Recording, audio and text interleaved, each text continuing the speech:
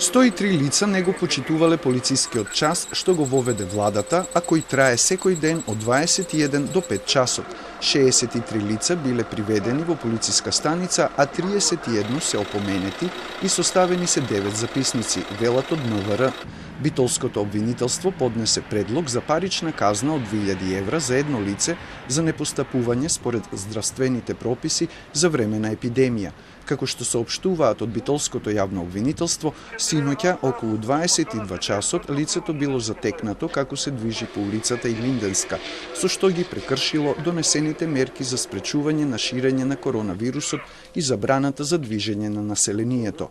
Ист предлог до судот за парична казна од 2000 евра упати и обвинителството од Гостивар за лице кое сношти по 21 часот се возело со автомобил по градските улици. Парична казна од 2000 евра е предложена и за 33 годишник кој на 12 март се вратил во земјава од Франција, која важи за високоризична земја за ширење на болеста COVID-19.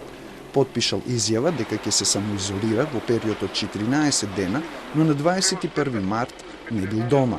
Предлог за парични казни за непочитување на мерките за самоизолација има и за 3 лица од Свети Николе кои се вратиле од држави со висок и среден ризик за ширење на болеста.